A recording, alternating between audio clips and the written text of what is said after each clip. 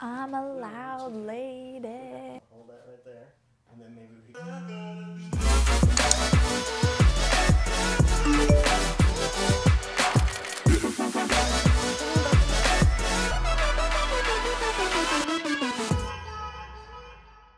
Hey you guys, I hope you're having an awesome week. On this week's Real Talk, I want to talk a little bit about the whole Aziz Ansari fiasco that has unfolded over the last few days.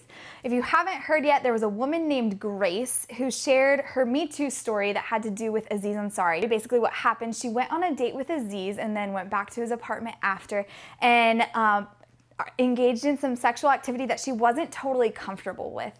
And she later talked to Aziz about how she wasn't comfortable with this and was upset that he wasn't able to pick up on the cues that she was giving him, that she wasn't comfortable with what was going on. A lot of people have a ton of different reactions to this story. There are some people who think this was full out blatant sexual assault, and there are a lot of people out there that think this is just kind of how dating goes these days. You go on a date, you go to someone's house after, and then you hook up, and then you know, sometimes it's going to work out and sometimes it's not going to work out so well, and maybe that's kind of what happened in this case, that things just didn't work out the way this woman wanted them to. I think that that reaction is so sad because it just proves how normalized hooking up and using people in today's culture has become. Hooking up is never going to be satisfying, and we can see that from this example, and if you've ever fallen into that cycle, you know what it's like. It's never going to be satisfying because it takes the love that we were created for and totally distorts it. Hooking up, where consent is what decides how far you go, has to do with me getting a yes from you so that I can get what I want.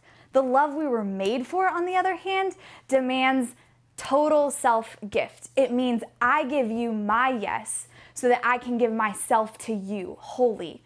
Contrary to what a lot of the world believes, this type of love is possible. However, it is only totally possible and most perfectly possible with the grace of God, which is why sexual love is only possible and only makes most sense in the context of sacramental marriage, where two people have received the grace of God and allowed that grace to empower them to die to themselves the way Christ died for us on the cross and give themselves to one another in a life-giving union. This type of love is truly satisfying because it's the type of love that we were wired for, we were created for. This is the type of love that won't leave you feeling empty or used or abused or violated. And this is the type of love that we should be striving for. As Christians, we can be striving for this, and there are two ways that we can do that right now, whether we're married, dating, whatever.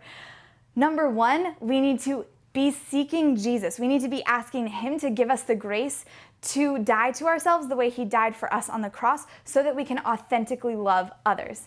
Number two, we need to be looking for those opportunities where we can act selflessly. We can give of ourselves for the sake of another person's good. This type of love is not what our world has settled for, which is why there's so much discomfort with what we have settled for.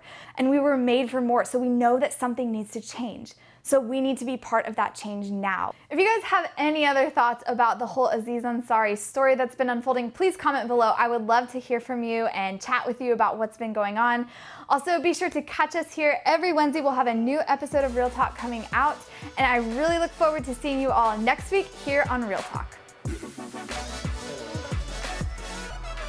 Oh, I have so much angst in my soul right now.